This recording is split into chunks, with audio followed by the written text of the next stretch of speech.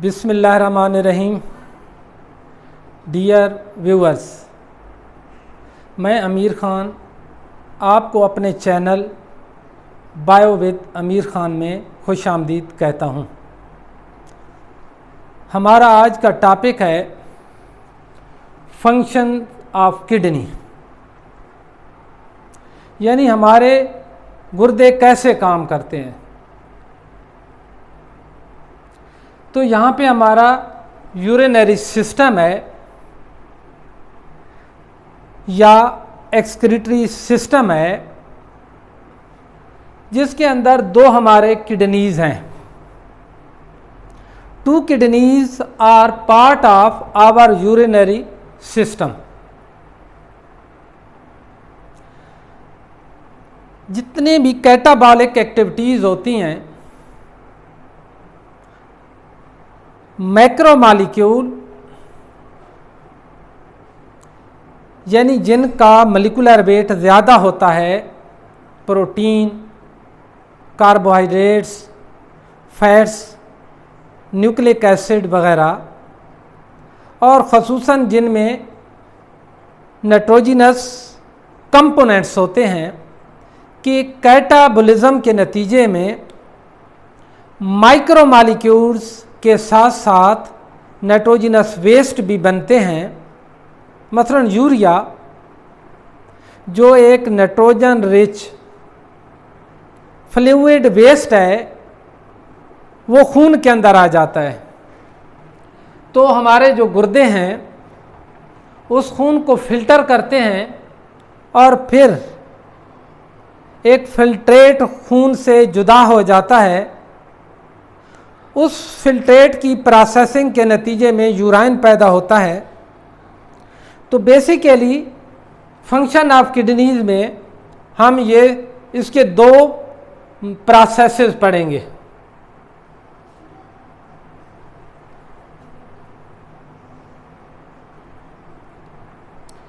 पहला क्या है,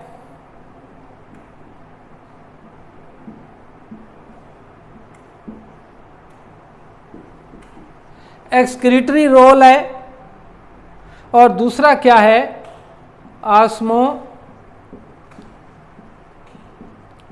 ऑस्मो रेगुलेटरी रोल पढ़ेंगे। एक्सक्रीटरी रोल का मतलब होता है गुर्दे ब्लड को फिल्टर करते हैं और यूरिया जुदा होके पानी में डिज़ॉल्व होके यूराइन बन जाता है। तो यहाँ पे हम क्या पढ़ेंगे, फॉर्मेशन ऑफ यूराइन पढ़ेंगे। दूसरा क्या पढ़ेंगे, एक्सक्रीशन ऑफ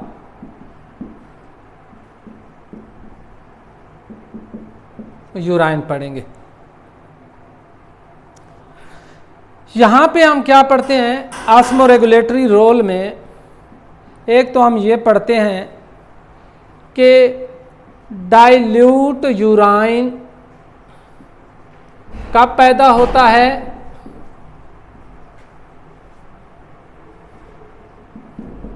और कंसंट्रेटेड यूराइन कब पैदा होता है।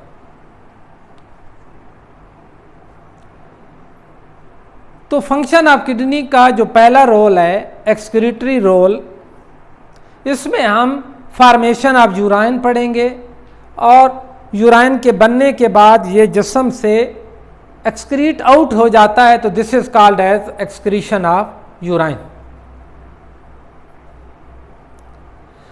तो बेटा यहाँ पे गुर्दे क्या कर रहे हैं, खून को फिल्टर करते हैं, क्योंकि गुर्दों के रीनल पायरामिड के अंदर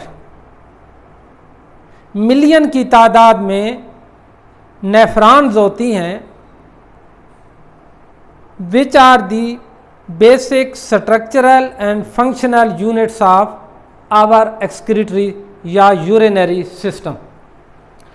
तो यहाँ पे ब्लड फिल्टर होता है, तो यूराइन यूरेटर के ज़रिए यूरिनरी ब्लैडर में कुछ टाइम के लिए स्टोर हो जाता है एज पर नीड।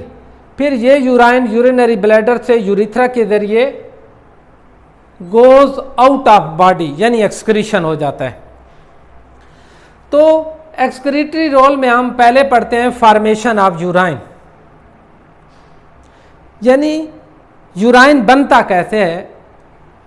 तो यहाँ पे फॉर्मेशन ऑफ यूराइन के लिए जो पहला स्टेप है वो होता है फिल्ट्रेशन।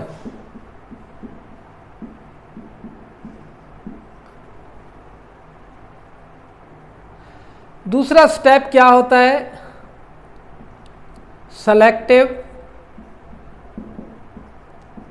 रीएब्जॉर्प्शन।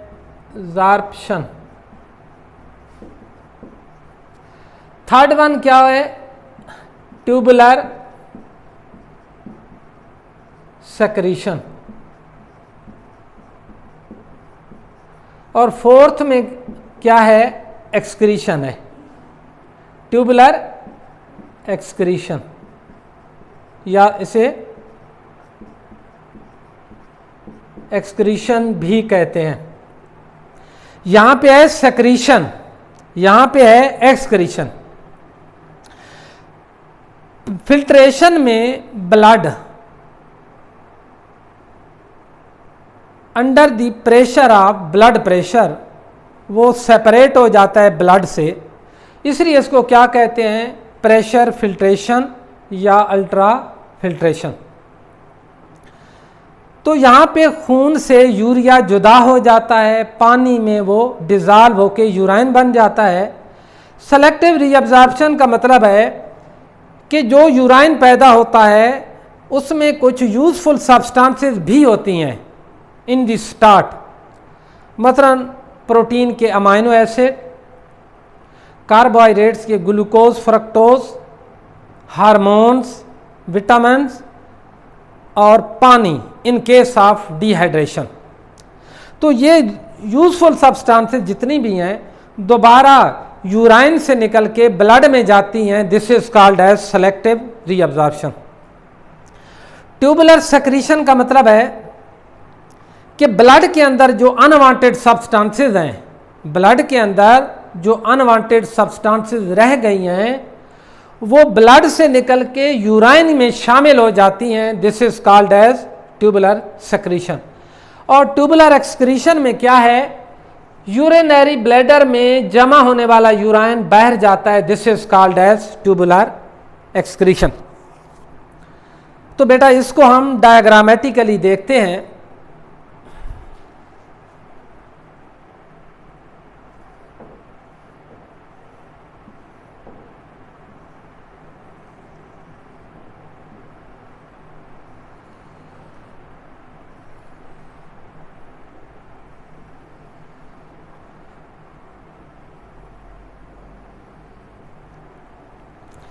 ये एक नेफ्रॉन है और ये क्या है, ब्लड कैपिलरी है।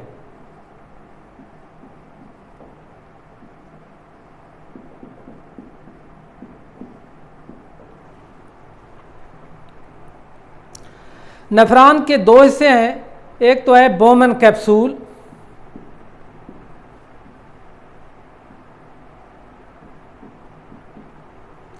दूसरा कैपिलरीज का एक गुच्छा है जिसको टाफ्ट ऑफ पैरेलल कैपिलरीज, जिनको हम क्या कहते हैं, ग्लोमेरुलस कहते हैं। नेफ्रॉन के पहले हिस्से को जो बोमन कैप्सूल और ग्लोमेरुलस पर मुश्तमिल है को कलेक्टिवली क्या कहते हैं, रीनल कार्पसल कहते हैं। रीनल, इस सारे हिस्से को क्या कहते हैं, रीनल कार्पसल कहते हैं। और रीनल कार्पसल या बोमन कैप्सूल से निकलने वाली बारीक नाली को क्या कहते हैं, रीनल ट्यूब्यूल कहते हैं। Renal tubule. तो बोमन कैप्सूल, ग्लोमेरुलस और रीनल ट्यूब्यूल को कलेक्टिवली हम क्या कहेंगे, नेफ्रॉन ऑफ द किडनी। तो नेफ्रॉन ऑफ किडनी का जो ग्लोमेरुलस है, ब्लड कैपिलरीज का गुच्छा है, इसमें जब ब्लड इन होता है रीनल आर्टरी के जरिए, तो इनका चूंकि एरिया बहुत कम होता है, यहाँ पे ब्लड प्रेशर बहुत ज़्यादा होता है।